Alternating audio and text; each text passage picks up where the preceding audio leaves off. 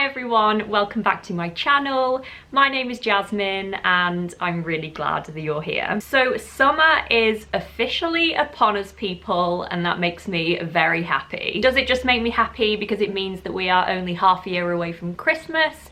Yes it does.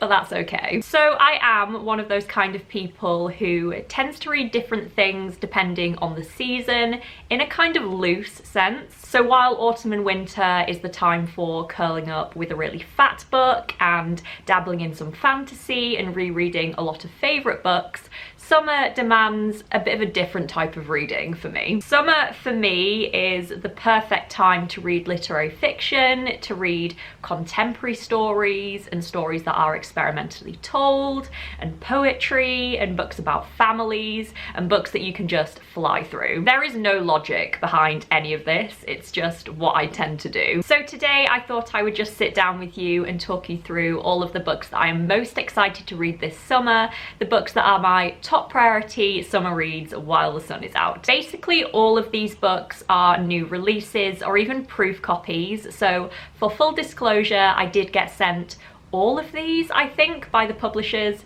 I will tell you if I didn't. So I have 3 contemporary poetry collections that are right at the top of my summer TBR, and they are all published by Penned in the Margins.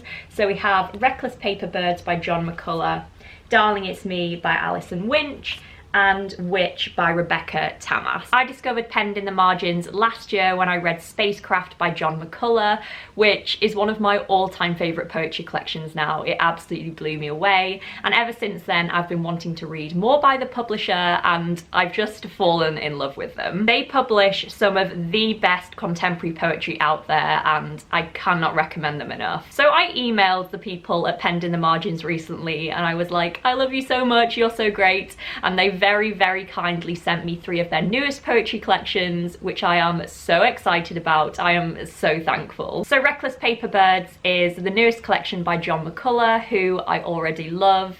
I think this poetry collection explores themes of politics and queerness and some social themes like homelessness as well, and I hear that the collection has a really surreal and psychedelic feel to it. Naturally I have very high expectations for this one. Darling It's Me is a collection I believe that centres around motherhood and marriage. I think it's meant to be very feminist and visceral, and I believe philosophy and famous philosophers are referred to a lot throughout this collection as well, so that sounds perfect for me on many levels. And Witch is all about women. I believe it's about bodies and power and sexuality and gender and witch trials and suffragettes, and I think this is going to be so dark and sensual and just delicious. All 3 of those poetry collections sound so fab to me and I can't wait to dive into them. The next book on my summer TBR is Salt Water by Jessica Andrews. This is a pretty new literary fiction novel which I'm actually being urged to read by my boyfriend Cameron.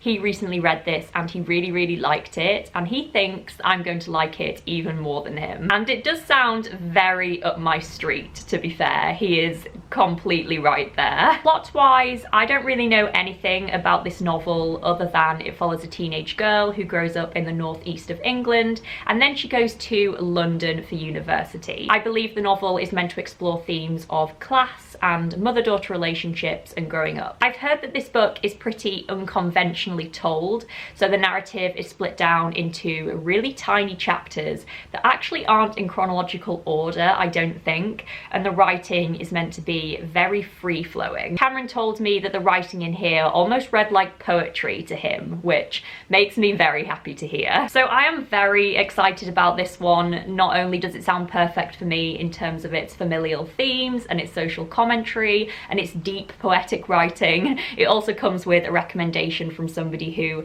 knows my reading taste better than anyone, so this better be good. I am melting. The next book on my summer TBR is Clock Dance by Anne Tyler. This is Anne Tyler's newest novel. I believe it came out earlier this year, and I've basically just been waiting for summer to come around to pick this up because look at this cover. Doesn't it just deserve some sun? So you may or may not know that I already love Anne Tyler as an author. I've read a couple of her novels now, I believe, and I really enjoyed them both. And so I'm really excited to pick this one up. Plus, I've been hearing really, really great things about it. I believe this novel follows a woman who ends up flying across the country when her son's ex-girlfriend has been shot. She ends up helping this woman and her daughter and her dog, and basically just becoming part of this new community. Apparently, more than anything else, this novel is meant to be about an everyday woman who decides to change the direction of her life and decides that it's never too late to change your mind, and I love that as an idea. Anne Tyler's biggest strength is the way that she writes about family relationships and the different dynamics between people. She's the best at that. So I expect that there will be some really interesting relationships formed in here and some really great interactions as well. I think this is just going to be a really lovely, heartfelt read, and I think it should be quite easy and fast to get through in some ways as well. So I'm very excited for this. The next book that I definitely want to get to this summer is Three Women by Lisa Taddeo. This is a non-fiction book, which isn't typical for me, it has to be said, but as soon as I heard about this book and all the buzz surrounding it, I was instantly hooked. I think it sounds so amazing. This book documents the sex lives of three American women who all have very different lives from one another, and I believe this book was born out of about a decade of really intense and immersive research. I have heard that this book explores themes of desire and power dynamics and equality and sexuality and fragility, and I think it sounds so great. And while this is non-fiction, I have heard that it strikes a really great balance between journalism and storytelling, so it almost reads as though it's fiction. This sounds very appealing to me because hopefully it means that it will remain really readable and engaging for me all the way through. I just think this sounds brilliant. It's such a great idea for a book, and I'm really excited to see what Lisa Taddeo found and what she has to say about female sexuality. Another book that I really want to get to this summer is Golden Child by Claire Adam. So I actually received this book quite a few months ago now. It was one of 2019's releases that I was most excited to get to,